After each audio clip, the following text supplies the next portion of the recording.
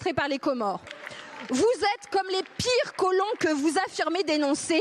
Vous refusez d'écouter le choix des Mahorais dont vous ne pouvez admettre le choix. Vous voulez Le 13 janvier 2025, à l'Assemblée nationale française, la députée de Mayotte Estelle Youssoufa a pris la parole avec force pour dénoncer l'indifférence face à la détresse de son île, récemment frappée par le cyclone Bélil. Dans un discours poignant, elle a accusé certains élus de vouloir décider à la place des Mahorais, comparant leur attitude à celle des pires colons. Elle a déclaré « Nous n'avons ni eau, ni électricité, ni nourriture, et vous trouvez encore le moyen de justifier l'immigration illégale qui continue aujourd'hui. » Cette intervention a marqué un moment fort de la séance parlementaire, révélant un profond malaise entre Paris et Mayotte et soulevant des questions cruciales sur la justice, la représentation et le respect des choix des populations locales.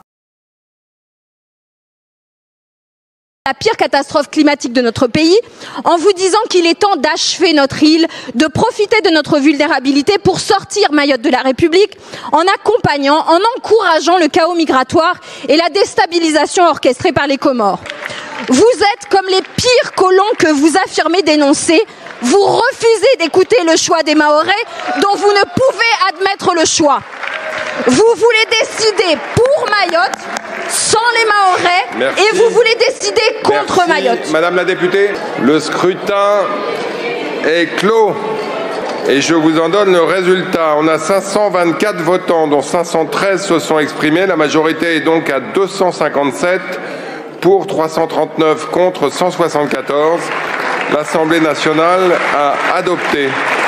L'île de Mayotte, département français d'outre-mer, a connu une situation humanitaire difficile suite au passage du cyclone dévastateur Bélal à la fin de l'année 2024, causant d'importants dégâts matériels et des pertes humaines. En réponse, le gouvernement français a proposé une loi d'urgence pour soutenir l'île, ce qui a suscité une vive controverse à l'Assemblée nationale. Certains élus ont dénoncé l'adoption précipitée du projet de loi, accusant l'État d'avoir ignoré la volonté réelle des Mahorais et de ne pas avoir mené de consultations suffisantes. Le passage cité, extrait d'une session parlementaire, contient des propos virulents à l'encontre de certains responsables. Ils y sont accusés de se comporter comme les pires colons pour avoir refusé d'écouter les choix des Mahorais. Ce discours traduit un sentiment profond d'injustice et de frustration, pointant du doigt une décision imposée d'en haut sans tenir compte de l'opinion locale. Une telle approche peut être perçue comme une atteinte à la démocratie participative et aux droits des citoyens. Lecture critique à la lumière des principes islamiques et des valeurs humaines. En islam, la justice est une valeur fondamentale. Dieu dit dans le Coran « Ô vous qui avez cru,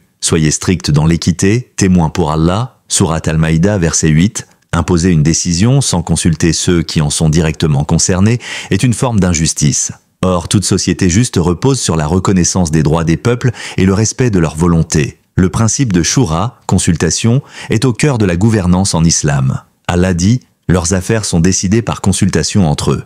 Sourate H, Shura, verset 38. Ne pas tenir compte de l'avis des habitants de Mayotte contredit ce principe, car une décision équitable doit impliquer toutes les parties concernées. Cela permet de renforcer la cohésion sociale et la paix. Le respect des autres, même dans la divergence, est essentiel. Le prophète Muhammad, paix et bénédiction sur lui, a dit « Celui qui n'est pas miséricordieux envers les gens, Allah ne lui fera pas miséricorde », rapporté par Al-Bukhari. L'arrogance ou le mépris des choix d'un peuple est contraire à l'esprit de respect et de bienveillance prôné par l'islam. Cette situation met en lumière l'urgence de repenser les mécanismes de gouvernance et de prise de décision, en particulier dans les territoires éloignés comme Mayotte. Les valeurs de justice, de consultation et de respect ne sont pas seulement des principes religieux, mais aussi des fondements de toute société saine et démocratique. Pour construire un avenir plus équitable, il est indispensable d'écouter les voix locales, de renforcer le dialogue et d'agir avec équité, surtout en période de crise.